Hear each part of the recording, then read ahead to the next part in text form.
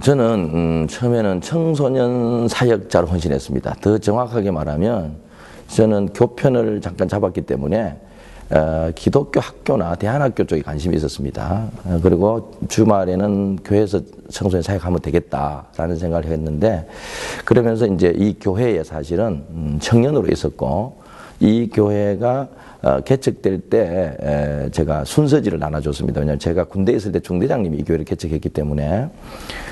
그런데 이제 뭐 개척교회가 그렇다시피 이제 사람이 모자라니까 저보고 청소년부를 맡아달라 그래서 교사로 시작했습니다. 3명을 데리고. 그래서 정말 열심히 했습니다. 그래서 한 6, 7년 만에 작년 숫자보다 많아졌습니다. 그래서 100명이 넘었습니다. 근데 어느 날 제가 든 생각이 뭐냐면, 이 아이들이 예수를 믿는 게 아니고 저하고 의리 때문에 모이고 있다는 걸 알았습니다. 왜냐하면 당시에 울산이 비평준화 지역이기 때문에 제가 유명한 쪽지게 과외 선생이었습니다. 근데 교회를 성장시키려니까 어떻게 해야 될지 몰라서 제가 돈을 버는 과외를 내려놓고 교회에서 무료 공부방을 열었습니다. 이게 소위 대박을 터뜨려서 100명이 넘었던 겁니다.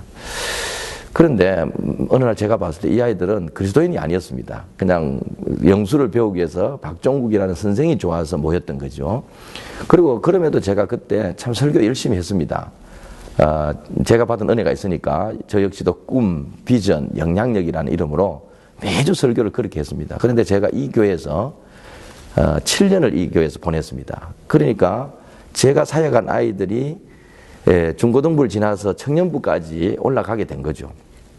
근데 아이들이 어느 날 이렇게 묻는 것 같았습니다. 목사님 설교 듣고 7, 8년을 같이 보냈지만은 목사님 설교대로 우리 인생이 되지 않지 않았냐고. 또 하나는 그렇게 열심히 해서 올려 보내놓으면 청년부나 장년부에서 정을 잘 못하는 것이었습니다. 그때 제가 이게 뭐지? 뭐가 잘못됐을까?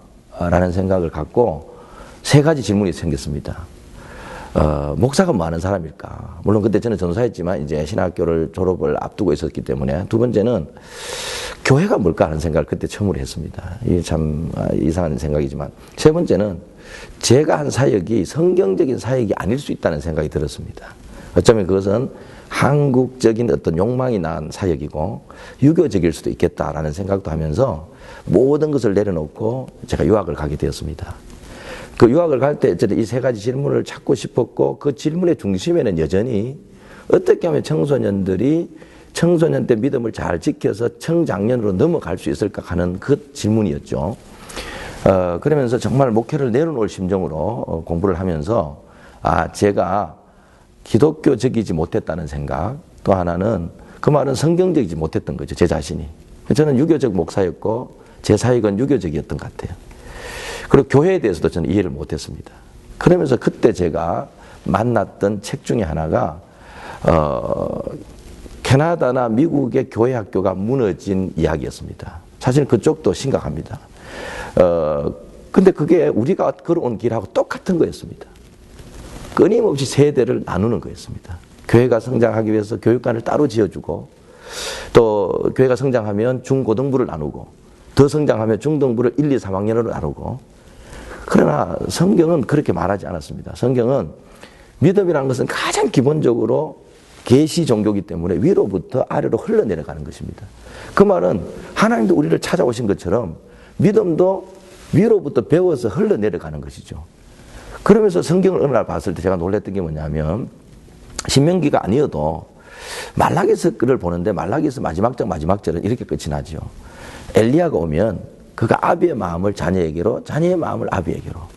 그리고 실제로 세례 요한이 예수님에 대해서 예언하기 시작할 때, 광야에서 외칠 때에 회개하라 천국이 가까웠다는 것만 한 게 아니고, 누가복음에 보면 그 말라기서 말씀을 그대로 합니다. 그가 오면 아비의 마음을 자녀에게로, 자녀의 마음을 아비에게로 돌이켜야 된다고. 아마도 하나님이 생각했던 구속사의 중심에는 불신자를 전도하는 것 이전에 우리 자녀 세대를 믿음의 세대로 만드는 것들이 우선적이었지 않나, 저는 그렇게 믿습니다. 그러면서 성경을 보니까 너무나도 우리나라 말로는 세대라고 번역되어 있지만 그 말이 사실은 영어 성경은 100% 다 제너레이션 투 제너레이션이었어요. 사실은 세대란 말이. 이게 정말 중요한구나. 그래서 제가 그때 하나님 앞에 처음으로 담임 목사가 되기로 기도를 했습니다. 이유는 딱 하나입니다. 청소년 사역 더 잘하기 위해서 진짜 성경적 청소년 사역은 전 세대가 하나의 그리스도의 몸이 되어서 한 몸이 되어야 되는 거예요. 그러려면 제가 담임 목사가 돼야 되는 거죠.